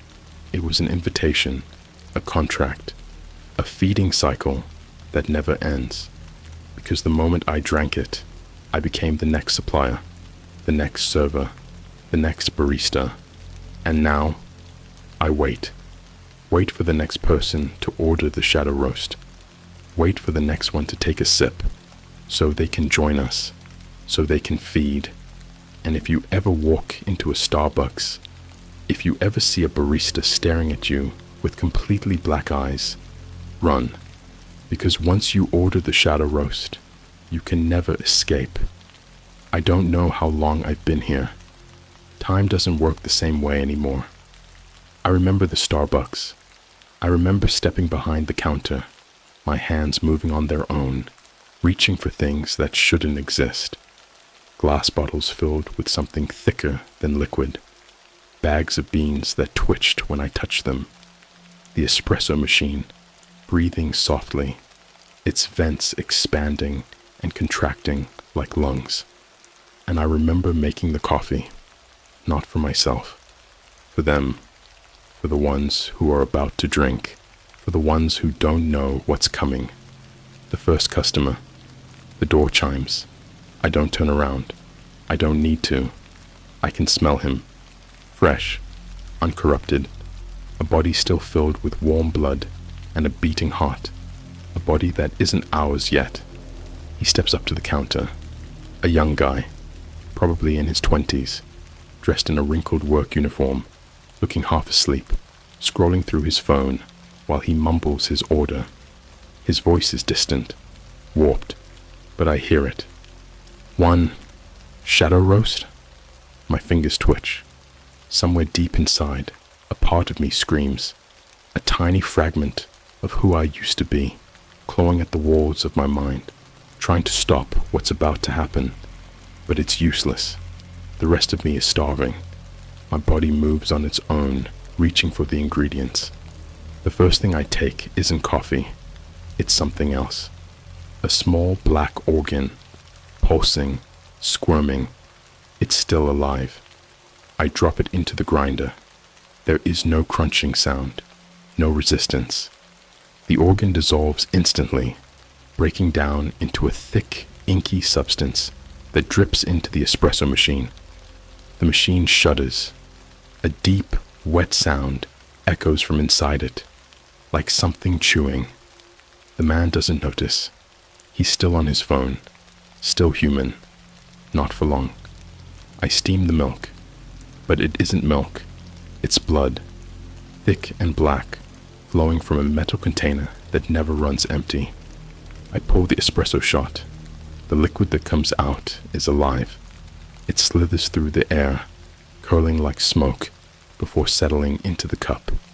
And then I serve it. The man finally looks up, gives me a nod. He doesn't notice my eyes, doesn't notice how they are completely black now, doesn't notice the way my lips are stretched just a little too wide. I watch as he lifts the cup to his mouth. I watch as he takes the first sip, and then I watch as he starts to change. The transformation. At first, nothing happens. He lowers the cup, licking his lips. He looks confused, like he was expecting some fancy hidden menu flavor and didn't get what he wanted. Then, his veins turn black. They pulse, bulge beneath his skin like thick, writhing worms. His hands start shaking. He drops the cup. It shatters, spilling the liquid across the floor. But it doesn't stay on the floor. It moves. It crawls back toward him. And before he can react, it launches up his body. I don't know if he screamed. I don't know if he even had time to understand what was happening. 1 second, he was human. The next, his skin peeled away. Not like burning, not like melting. It was clean, silent, like someone had unzipped him from the inside. And what was underneath wasn't a person anymore. It was a mass of shadows, shifting and twisting, mouths appearing and disappearing across his body, all of them grinning. And then it looked at me, and I understood. He wasn't a customer anymore. He was one of us. The others are waiting. The door chimes again. Another person walks in, and another, and another. They line up, their faces blank, their eyes unfocused. They don't know why they're here. They just know they need coffee. And I know what they really need. One by one, they order. One by one, I serve. One by one, they change. The Starbucks fills with them. The faceless ones. The ones who are no longer human. We stand behind the counter. We wait. We always wait. Because there will always be more customers. And we will always be hungry. So, the next time you order something from a secret menu, the next time you think you're in control, ask yourself, are you drinking the coffee? Or is the coffee drinking you?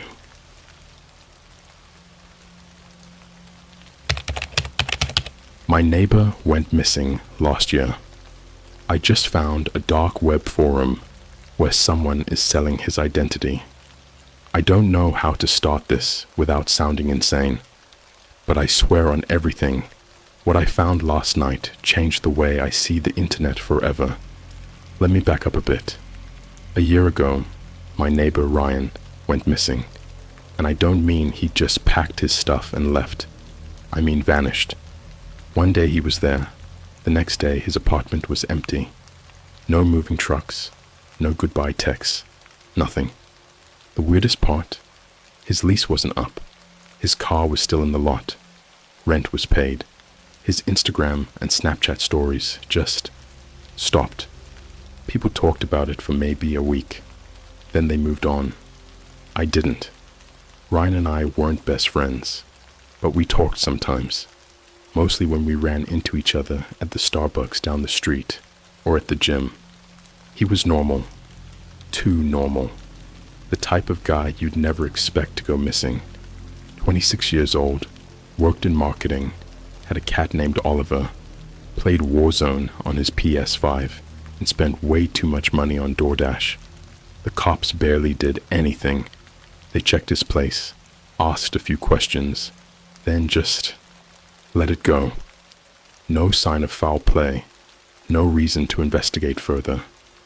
I asked his landlord what happened, but the guy just shrugged, said Ryan's lease was suddenly terminated by some legal request, and that was it.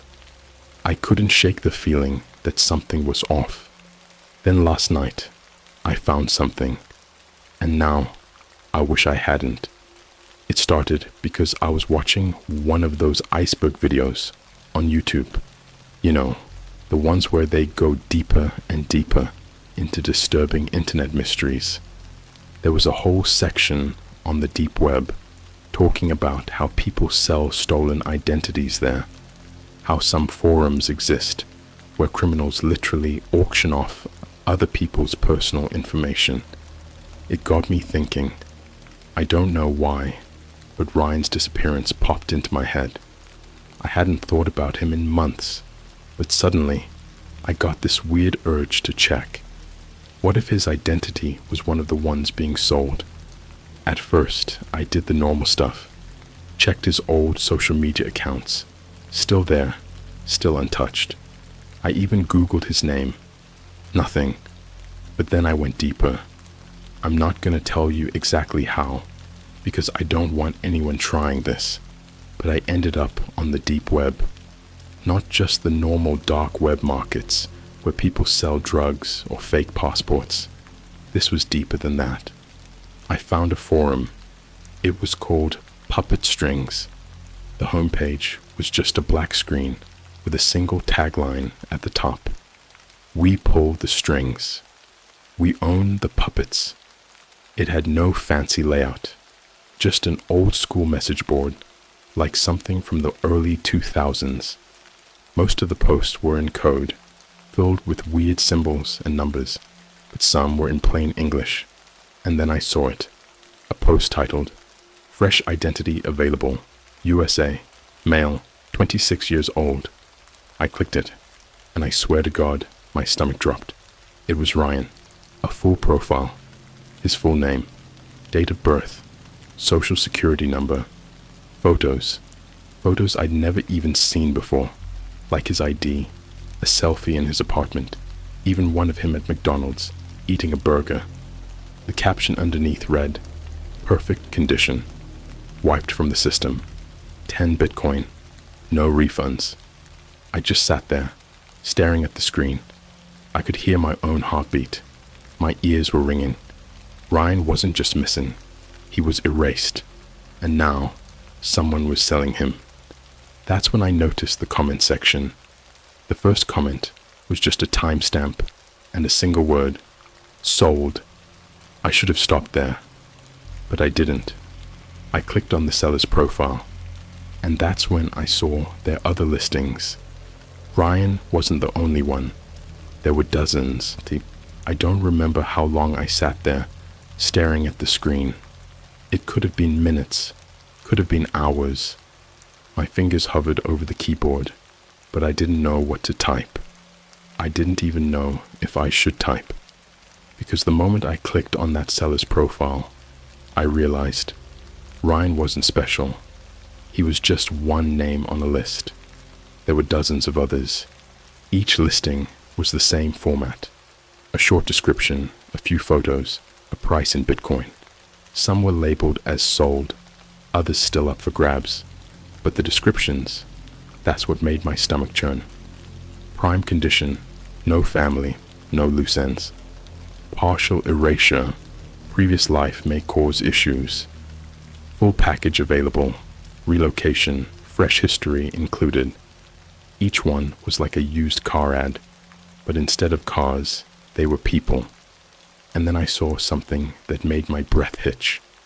One of the listings was new, uploaded less than 24 hours ago.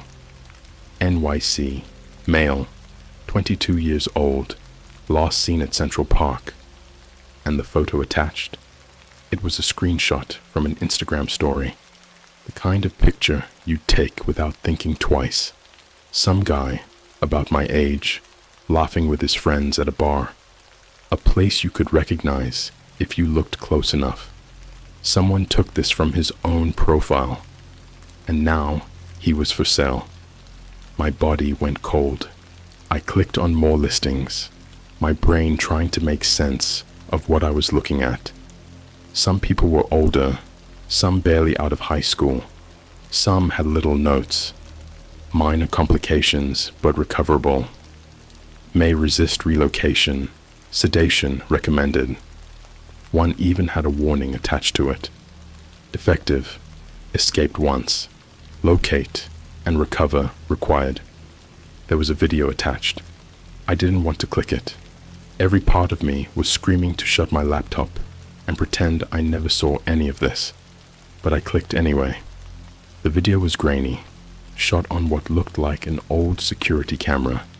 A dimly lit room, concrete walls, a single chair in the center. Someone was tied to it. A man, early 30s maybe. His face was covered in bruises, one eye swollen shut. He was shaking, his body twitching like he'd been electrocuted. A metal table sat next to him, covered in tools, pliers, scalpels, things I didn't want to think about. There was no sound. But then, the man jerked forward like something had just been shoved into his back. His mouth opened in a scream I couldn't hear. His head snapped toward the camera, and his lips formed a single word. Help. I slammed my laptop shut so hard it nearly cracked. For a second, I just sat there, my hands gripping the edge of my desk. My body felt like it wasn't mine anymore, like I was floating outside of it, watching myself breathe too fast. I'd seen enough horror movies to know what I was looking at. This wasn't identity theft. This wasn't just some deep web scam. This was human trafficking on a level I didn't even think was possible. They weren't just taking these people's names. They were taking them, and then something even worse hit me.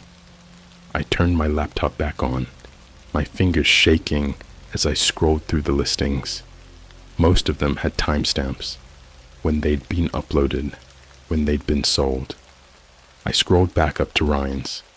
His was the oldest one on the page, meaning whoever had taken him, whoever had bought him, had him for over a year. My stomach twisted so hard I nearly puked. I had to do something. I didn't know what, but I couldn't just sit here. I couldn't pretend I didn't see this. I reached for my phone, my fingers hovering over 911. Then I stopped, because something else was sitting on my screen.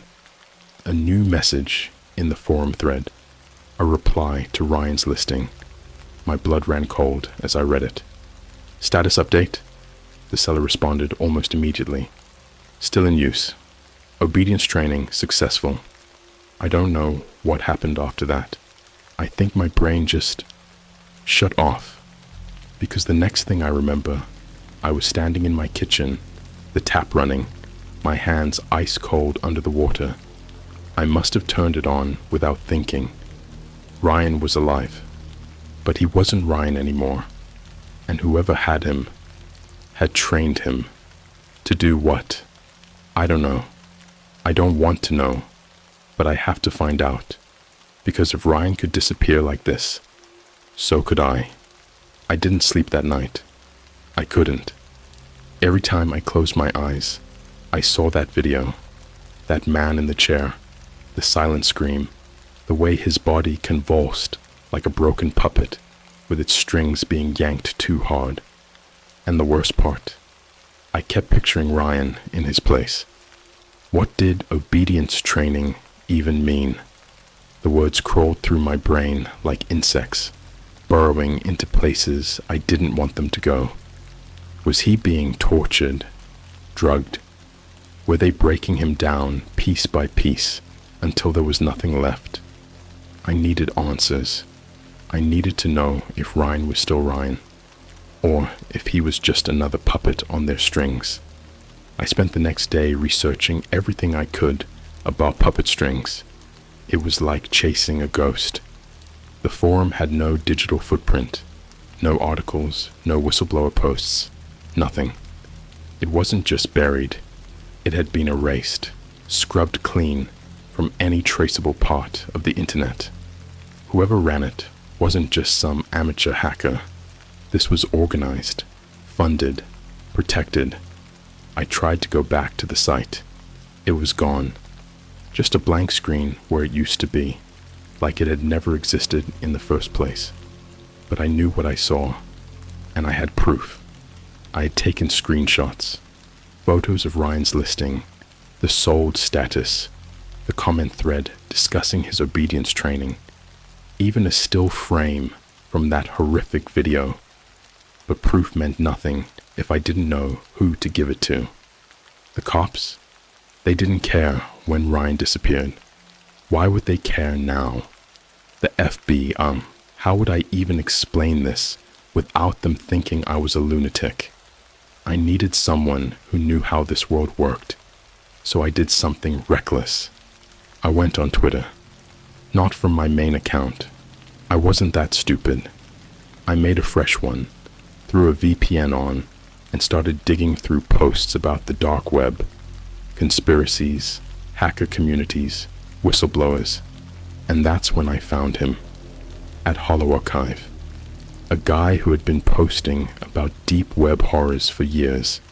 He had receipts, leaked documents, screenshots of hidden marketplaces, even clips from snuff films he claimed were tied to underground crime syndicates. If anyone knew about puppet strings, it was him. So I DM'd him. Me. I have proof of a site that's selling people's identities, not just online, real people. I think they're being taken, erased, and trained. I expected him to ignore me. He didn't. He replied within minutes. Hollow Archive. Send me what you got. I hesitated. If this guy was some deep web expert, what were the chances he was also being watched? What if I just put a target on my back? but I had already gone too far, so I sent the screenshots. The typing bubble popped up instantly. Then it stopped. Then it came back. Then it stopped again. And then, finally, I got a message. Hollow Archive. Where did you find this? Me. A deep web forum called Puppet Strings. Hollow Archive. How did you get in? Me. I don't know. I was just looking through hidden markets and found a link. There was a long pause. Then, 3 words. They're watching you. My heart slammed against my ribs. I felt it before I heard it. That feeling when you just know you're being watched. When the air gets thick, pressing against your skin like something invisible is reaching for you. I turned my head, slowly, so slowly, toward my bedroom window. The blinds were closed, but there was a shadow behind them. Someone was outside my window. I didn't breathe, didn't move, just stared at that silhouette through the thin slats of my blinds. And then, knock. Just one. Software, deliberate. Like whoever was on the other side already knew I was awake. I stayed completely still. My phone buzzed. Hollow Archive. Get out of your apartment. Now. Another knock. I got up, forcing myself to move slowly, like I hadn't noticed, like I was just getting a glass of water. My front door was closer than the window. If I could make it to the hallway. Knock. From the front door. I stopped breathing. Whoever was outside my window wasn't alone. They were already at my door. I turned, my stomach dropping. I could see the doorknob from where I stood. It was turning.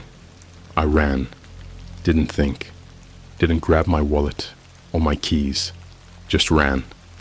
Out the back door, through the alley, into the street. My socks scraped against the pavement, my breath sharp and painful in my throat. I didn't stop running until I hit a 7-Eleven 3 blocks away. I stayed there for hours, pretending to look at snack aisles, pacing near the fridges, watching the glass doors for any sign of movement. But no one came. My phone buzzed again. Hollow Archive. Where are you? Me. I ran. They were at my window. My door. Hollow Archive. They weren't going to take you. Me. What? Hollow Archive. Not yet. A cold, sharp chill slid down my spine. Me. What does that mean? A pause. Then, Hollow Archive. They like to watch first. I stared at my phone, my fingers frozen over the screen. Hollow Archive. Go back to your apartment. See if they left you a message. I didn't want to. Every part of me screamed to get out of town, go somewhere crowded, tell someone. But I knew none of that would matter. These people weren't just watching me. They were warning me. I had already been chosen. I had already stepped onto the puppet strings. And there was only one way to find out how much time I had left. So I went back. The apartment door was unlocked. Inside, nothing looked disturbed. My laptop was still open on my desk. My TV was still on the YouTube video I had been watching before all of this started. But my bedroom window was open, and on my pillow, a single USB drive. I don't know why, but I picked it up. My hands were shaking so bad I could barely hold on to it. I plugged it into my laptop. A single video file sat inside. I clicked it. The screen was black for a few seconds. Then, footage. A grainy night vision recording of my own bedroom. Someone had been filming me. The footage was from last night, before I ever found puppet strings, before I even knew Ryan had been taken. It showed me, asleep. Then slowly, the closet door creaked open. A figure stepped out. A man in a mask, watching me, standing inches from my bed. I had no idea he had been there. He stood over me for 10 full minutes. Then, as silently as he came, he stepped back into the closet. The door closed. The footage ended. I sat there, frozen. My closet was still closed. And I wasn't alone. I don't remember how long I sat there. Could have been seconds, could have been hours. The video file was still open on my laptop, the last frame frozen on my screen. A masked figure standing over my bed, staring down at me while I slept, before slipping back into the closet like a shadow retreating into darkness. And my closet door, it was still closed. But now, I wasn't sure if I was alone. Every hair on my body was standing up. My throat was dry, my breath coming out in shaky, uneven gasps. I had no memory of waking up last night. No strange noises, no feelings of being watched, nothing. But I had been. Someone had been inside my room, inches from me, for 10 whole minutes, and I never even knew. My body refused to move, my muscles locked up, every instinct screaming, "Don't open it, don't look, don't make a sound." But if someone was still in there, if they had been watching me this whole time, then what was I supposed to do? Just sit here, wait for them to come out on their own. I stood up, slowly. I could feel the blood rushing to my head, my heartbeat pounding so hard it made my vision blur. My closet door was right there, less than 3 feet away. I reached out. My fingers barely grazed the handle. Something shifted inside, a whisper of movement, so soft, like fabric brushing against fabric, like breathing. A cold, sickening realization hit me. He never left. I yanked my hand back so fast I nearly fell. My vision tunneled. I couldn't think, couldn't breathe. I was trapped. If I ran for the door, I'd have to turn my back on the closet. And I knew. The second I did, the door would swing open and something would come crawling out. Then, my phone buzzed. The noise was deafening. A violent, intrusive sound in the silence of my apartment. I grabbed it with trembling hands. A text from Hollow Archive.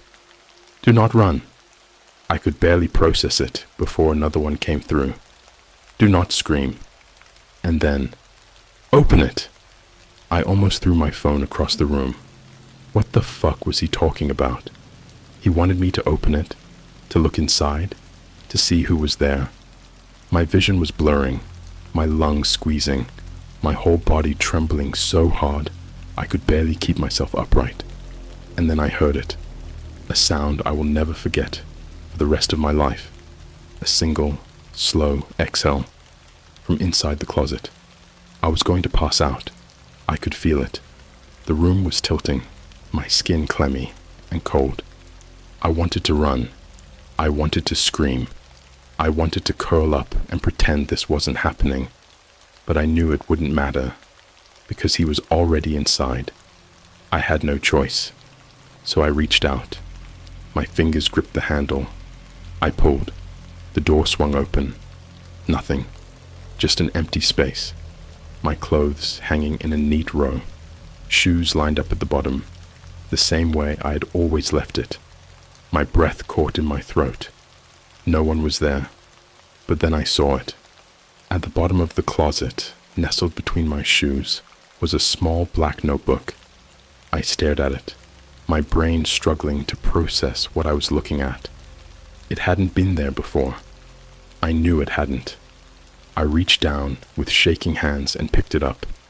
The leather was worn, the edges frayed.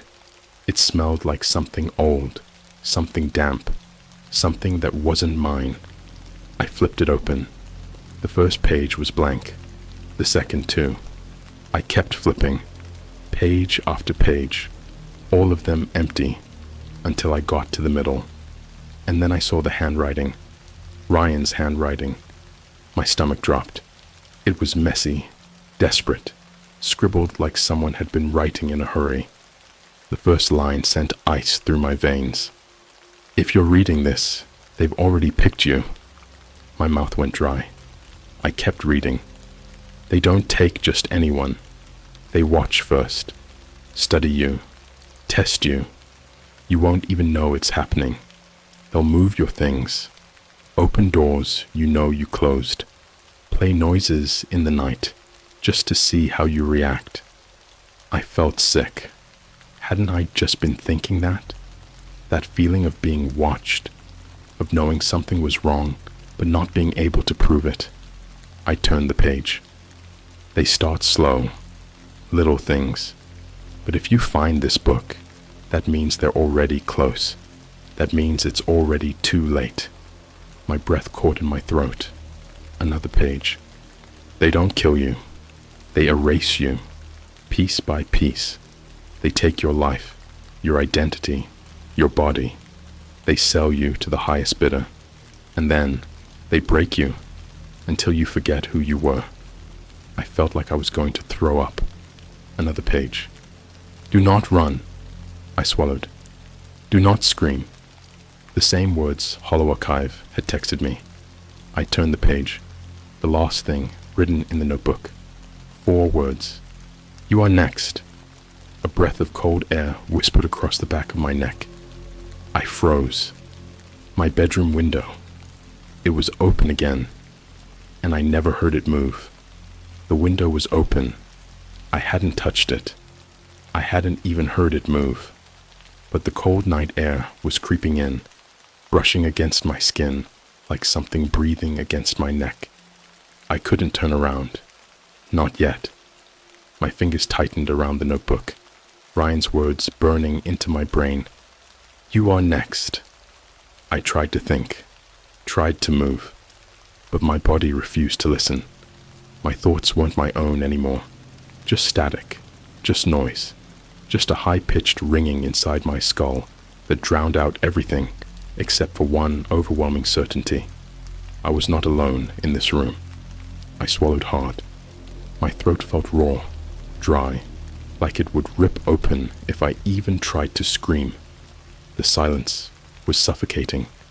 Then, creak, the sound of something shifting, something moving, slowly, deliberately, right behind me. I felt it before I heard it. A presence. Close. Too close. I didn't breathe.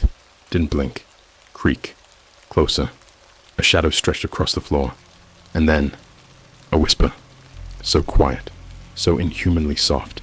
It almost wasn't there at all. But I heard it. We've been waiting. My stomach dropped. I turned. I had to turn, but my body moved too fast. My vision blurred, and for a single, shattering second, I thought I saw a face. Number, not a face. A mask. Featureless. Smooth. Porcelain white. And then, blackness. I woke up somewhere else. I knew it before I even opened my eyes. The air smelled wrong. Stale. Sterile. Like metal and bleach, and something rotting underneath it all. I was lying on a cold surface. A table. A floor. I tried to move. I couldn't. My wrists were tied down. My legs too. Panic shot through me, like a bullet. My chest tightened. My breath came out in short, shallow bursts. Then, footsteps. Software measured. Someone was here. A light flickered on above me. Not a normal light. Fluorescent. Too bright. The kind that hums faintly, vibrating against your skull, making your thoughts feel static and distant. I opened my eyes. White walls. A concrete floor. A mirror on the opposite side of the room. No, not a mirror. A window. And behind it, they were watching. My stomach twisted. I could see them. Figures standing in the shadows. Unmoving. Expressionless. Not faces. Masks. The same smooth porcelain mask as the one I'd seen in my room. No eyes, no mouths. Just blank, empty expressions. But I knew they were watching me. I could feel it. My pulse pounded against my skull. I struggled against the restraints, but they didn't budge. Thick leather straps buckled tight. Then, the door opened, and someone walked in. Not like the others. No mask. Just a man. Dressed in a black suit, his hair neatly combed back. He didn't speak right away. Just stood there, hands clasped behind his back, studying me. I forced myself to speak. What do you want? My voice cracked. Weak. Not my own. The man tilted his head slightly, like he was amused. "We already told you," he said. "We've been waiting." His voice was wrong. Too calm. Too precise. The way someone speaks when they already know exactly how this is going to end. My stomach twisted. You took Ryan." My voice was shaking, my breath shallow. "Where is he?" The man smiled. And then he stepped aside, and someone else walked in. I felt the blood drain from my face. It was Ryan. Or what used to be Ryan. His eyes were empty. His movements unnatural, like a puppet being forced to walk, his body obeying commands I couldn't see. He stopped beside the man in the suit, stood there, silent, waiting. Something was wrong with him. His skin was pale, almost sickly. His arms hung at his sides, limp. But the worst part? He was smiling. Not a normal smile. A perfectly symmetrical grin, stretching across his face in a way that didn't look human. My stomach lurched. "Ryan?" My voice cracked. What did they do to you?" He didn't answer, just stood there, smiling. The man in the suit placed a hand on Ryan's shoulder. "He's not Ryan anymore," he said, almost fondly. "Not in the way you remember." My pulse was hammering against my ribs. "What the fuck does that mean?" The man exhaled softly, like he was explaining something to a child. "It means we erased him, piece by piece, until there was nothing left to resist." His grip on Ryan's shoulder tightened, and now he belongs to us. A horrible, sinking realization clawed its way through me. The listings, the training, the videos of people being broken down, rewired, turned into something else. They weren't just being taken, they were being rebuilt, turned into perfect, obedient puppets. "No," I whispered. "No, no, no." Ryan's smile widened, and then he stepped forward, toward me. I thrashed against the restraints, my body burning with adrenaline, pure terror. The man in the suit only watched. "It's always difficult at first," he said. "But don't worry." Ryan reached for my wrist. Cold fingers. Too cold. The man leaned in. "We have plenty of time to fix that." Ryan's grip tightened, and then blackness. I woke up in my bed. My room was exactly the same. My closet was closed, my window locked, my laptop still open, the video file still on the screen, but the notebook was gone. For a split second, I almost convinced myself it was just a nightmare, until I checked my phone. A new message from an unknown number. "Obedience training begins tomorrow." And underneath it, a photo of me, asleep in my bed. And this time, I wasn't alone.